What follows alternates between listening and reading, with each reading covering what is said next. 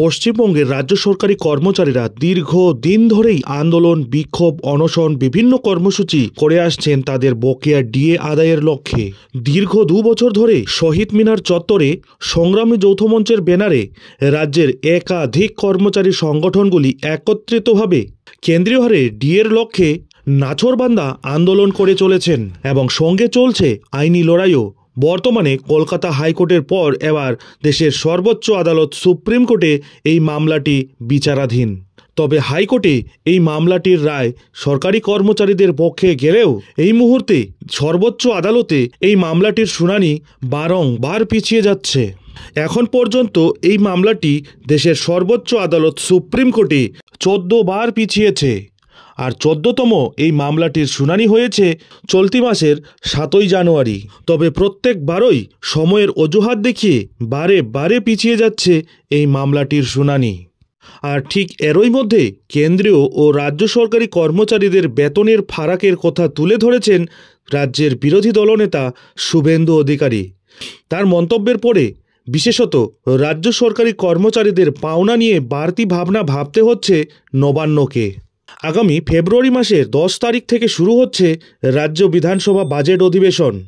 12ই ফেব্রুয়ারি রাজ্য বাজেট পেশ করবেন অর্থমন্ত্রী চন্দ্রিমা ভট্টাচার্য। 2026 সালের বিধানসভা নির্বাচনের আগে এবারের বাজেট মুখ্যমন্ত্রী মমতা বন্দ্যোপাধ্যায়ের সরকারের শেষ পূর্ণাঙ্গ বাজেট।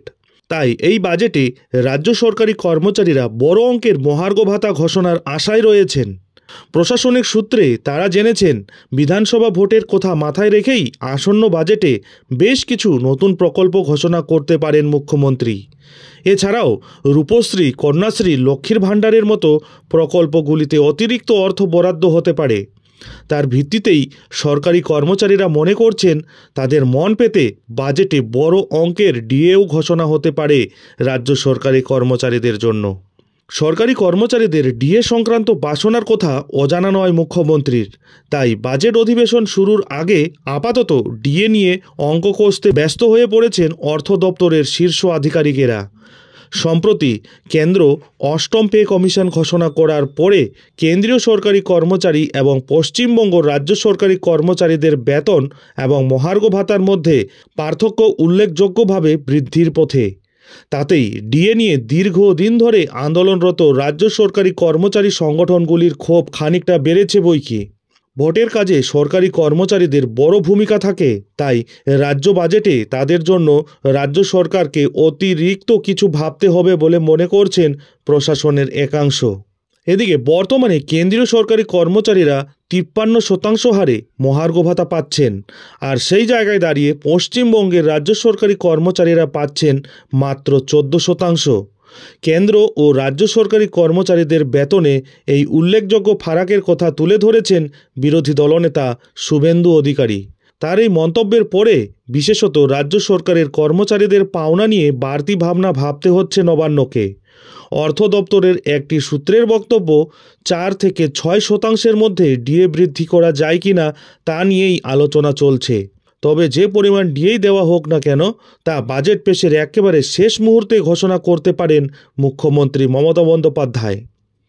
প্রসঙ্গত 2023 সালের বাজেট বক্তৃতার শেষ লগ্নে মুখ্যমন্ত্রীর থেকে একটি চিরকুট পেয়ে 3% ডিএ বৃদ্ধির কথা ঘোষণা করেছিলেন অর্থমন্ত্রী চন্দ্রিমা ভট্টাচার্য। আবার 2023 সালে পার্ক স্ট্রিটে বড়দিনের উৎসবের উদ্বোধনে গিয়ে 4% ডিএ বৃদ্ধির কথা ঘোষণা করেছিলেন মুখ্যমন্ত্রী মমতা বন্দ্যোপাধ্যায় নিজেই। এমন সব উদাহরণ রাজ্য সরকারি কর্মচারীদের ডিএ সংক্রান্ত বিষয়ে ভরসা জোগাচ্ছে।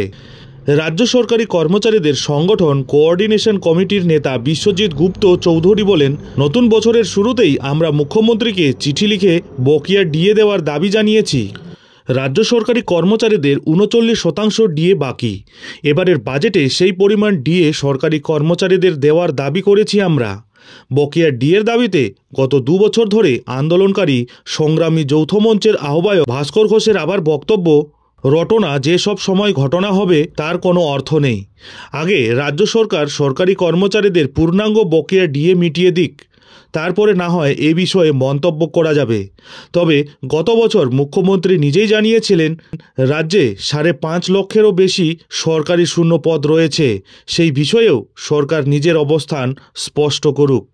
তৃণমূলপন্থী সরকারি কর্মচারী ফেডারেশনের আহ্বায়ক প্রতাপ নায়েক আবার বাজেটে সরকারি কর্মচারীদের ডিএ দেওয়া হবে কিনা সে ব্যাপারে মন্তব্য করতে চাননি। তার কথায় এটুকু বলতে পারি যে মুখ্যমন্ত্রী সরকারি কর্মচারীদের প্রতি সহানুভূতিশীল, তাই তিনি রাজ্য সরকারি কর্মচারীদের সব দাবি দাওয়া মিটিয়ে দেবেন। কিন্তু বিরোধী সরকারি কর্মচারী সংগঠনগুলিকে বলতে চাই, কেন্দ্রীয় সরকার আমাদের রাজ্য সরকারকে যে ন্যায্য পাওনা থেকে বঞ্চিত করছে তা আদায় করতে তারা আন্দোলনে নামুক। সেই আন্দোলনের ফলে রাজ্যের প্রাপ্ত বকেয়া আদায় হলে তাদের সব দাবি রাজ্য সরকার অবশ্যই মেনে নেবে। তবে এখন রাজ্য সরকারি কর্মচারীরা তাদের বকেয়া পাওনা নিয়ে যাই ভাবুক না কেন, এ ব্যাপারে রাজ্য সরকার কী চিন্তাভাবনা করছে বা কী ডিসিশন নিতে চলেছে তা তো এখন সময়ই বলবে। নজর থাকবে সেদিকে। যাই হোক, এখন এখানেই শেষ করছি।